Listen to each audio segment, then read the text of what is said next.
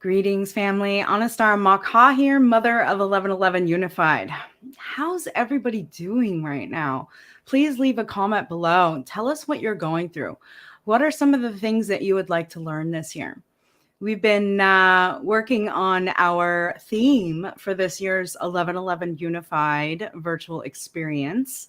And we're really settling with the theme of seeding our new earth. And the reason being is seeding is not just about being in your awakening process and how can we grow together spiritually, personal development wise, but also seeding our earth for abundance, for all, clean water, regenerating our soil, clean organic foods to eat. And so we're really, really excited about bringing forward the information and the transmissions that will align us with seeding our new earth. I like to say our new earth, because we are birthing our new earth. We are going through the portal right now into what it is that we are creating and manifesting, manifesting into our reality and our 5D frequency mothership Gaia. And so working in alignment and harmony with her is so important right now. And that brings up our topic for our mastermind next week on 4/4/22 at 4 p.m. Pacific time. And that's cosmic order, co-creating our new earth. We have several speakers joining us. Teresa Collins from the Global Coherence Pulse, Michelle Anderson from the Awakening Code radio show, and Daniel Mangena from Dream with Dan. Now, Dan is an entrepreneur. He is a podcast speaker. He is just an amazing human being that is teaching people about abundance, about the law of attraction, about how we can actually attract what it is that we envision in our lives. And that is such an important skill to understand when we are envisioning our new earth together. It's not just about our individual growth, which also influences our collective, but it's the collective vision. How many of us really want to live in harmony with each other and the land? I say that it is human nature to be good, to feel love, to be loved, to be loving, to be understanding and compassionate. All of the great teachers of the past always taught compassion and love. And so that, to me, is a huge piece of seeding our new earth, of being able to really tap into, is this good for the field? Is this good for me? Is this good for others? My mom used to say, if you have nothing good to say, don't say it at all. And we're living in a world of polarity and duality and a lot of arguing and fighting and even war now. And so how can we come back into a place of peace and harmony within ourselves first and foremost, so that our actions follow in suit? Daniel Mangena was going to be joining us today, and we're hoping that he still is going to. We're holding space for that. And again, it's all about divine alignment and cosmic order. So we don't know what's going on in his life, or something might have come up and we just don't know what that is. And so it's about the surrender and the release when something that you had planned or envisioned doesn't come to fruition. And so there's this process around birthing. When I was having my son and I was going through my labor with my son, which ended up being 3.5 days, it really came to a point of just surrender and release. Surrender and release. This birth is not going the way that I had hoped. It is not going the way that I had planned. And I just need to let go and allow the divine alignment, the cosmic order to happen. And he ended up coming through a surgical birth. And so even though it wasn't what I wanted in my heart, he needed to enter this world in that way. And I had to totally just let go of it. And so when we envision our new earth, we can envision and we can intend and we can visualize and we can really dream it up. And it might not go exactly. There might be a lot of speed bumps in between. There may be a lot of hurt and pain and agony and surrendering and releasing. We are surrendering and releasing the old paradigm. It is dissolving and crumbling. And quite frankly, I'm watching it happen and feel that it doesn't need my participation. What I'm focusing on in my life and what I'm sharing with the world is what's possible. What's possible? Instead of getting all tied up in the agony of what's going on. And as an empath, I feel it. I feel a lot. Like I understand what's happening on a collective level and energetically.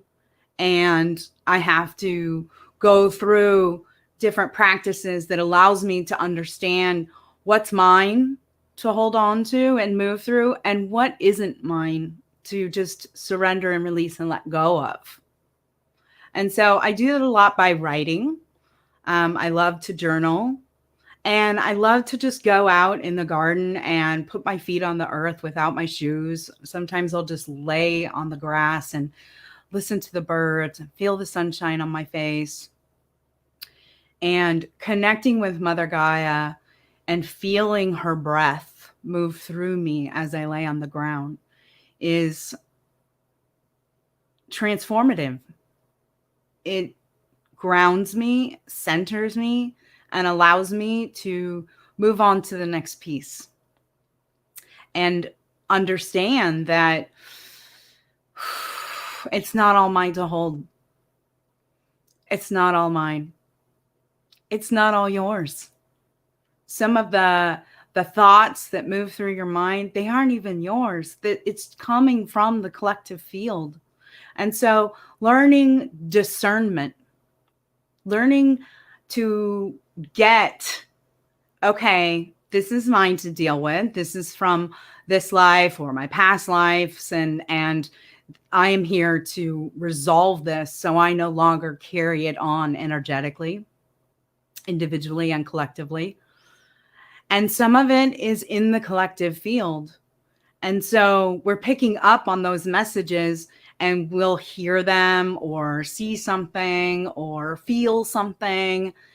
And one of the ways that I really discern whether it's mine or coming from the collective is I ask.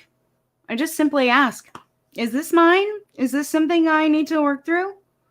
Or is this something I'm just feeling as an empath that I can allow to just dissolve away and hold space for it, knowing that so many others are going through that feeling or that emotion. We can hold space without taking it on. Right? Is one thing that I learned being a massage therapist was that as I worked with people and their energy fields, that I couldn't take on what they were going through. And so many people would have beautiful releases on the table and just crying and energetically letting go of things. And I'm just holding space for them to do that, to go through that process. It's just as important for us to do for our beloveds. My son, Cadence, he's almost 7, and he's a highly sensitive and emotional child. And sometimes I just have to hold space, just hold him quietly and let him go through his process without inserting any of my own energies or emotions or feelings around what's happening for him. Sometimes I'll ask a couple questions, but it's not about commenting and telling him where I think he is. He can express where he is.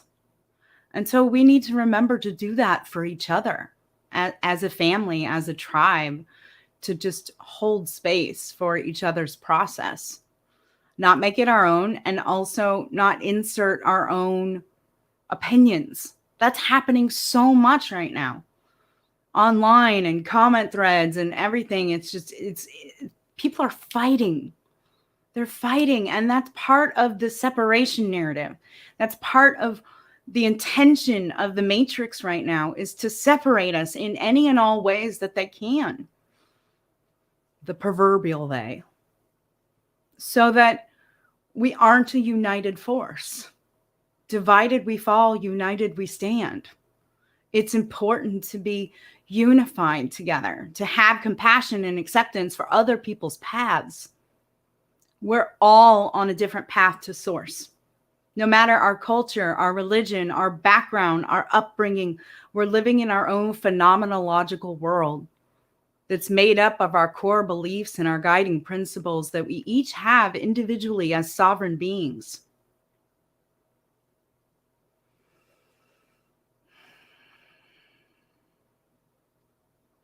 And everyone is doing the best that they can.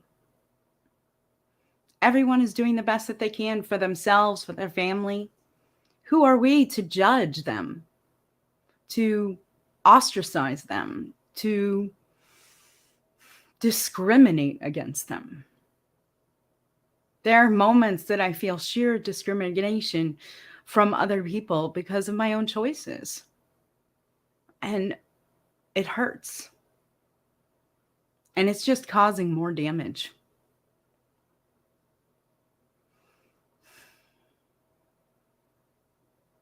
I invite each and every one of you to join us in being unified.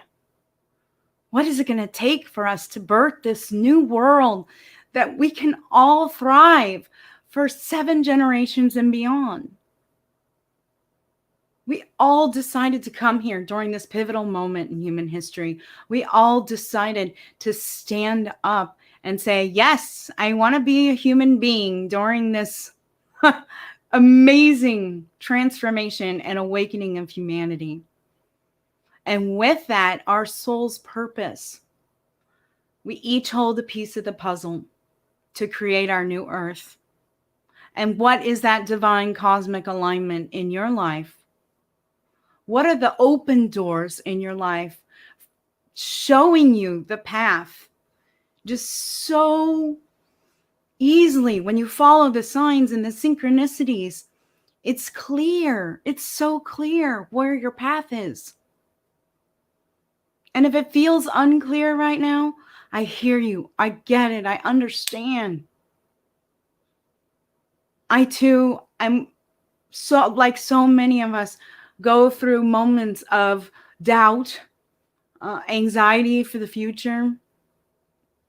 But if we keep bringing it into the present moment and holding positive energy, the higher frequencies of love and kindness and compassion and understanding and acceptance, then those doors will open and that cosmic order will be created and seen and utilized in your life. To follow that guidance of your intuition and your heart is the key right now. We are the key. We each hold the keys to the new kingdom of heaven on earth. What is your key? Please let us know. Write to us. Put a comment below. Reach out to Dan. Send him an email. Say, hey, I want to understand better about abundance and the law of attraction. How can I learn from you? I want to share a little bit about Dan because he was going to be our guest today. So dreamwithdan.com. That's where you can find him. You can learn more about him. He really is an exceptional person. Here's his website. You can see that he's a smiling, beautiful man. He's a father. He's a loving light worker on this planet. And I'm so excited for him to be one of our speakers for the mastermind on Monday. So you can find out more about him there.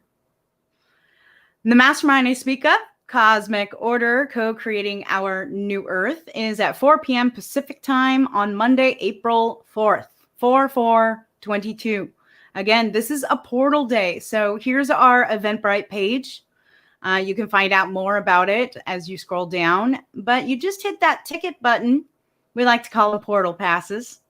And when you get to that when you hit the green button, you get to the page here where you can either purchase a portal pass for the suggested donation of $22.22 or make any donation you want, as little as $1 and as much as however much you want. We graciously accept these donations to keep bringing this beautiful content and transmissions that come through from the awakened speakers and leaders that are part of our Family of Light community, our 1111 Unified Network.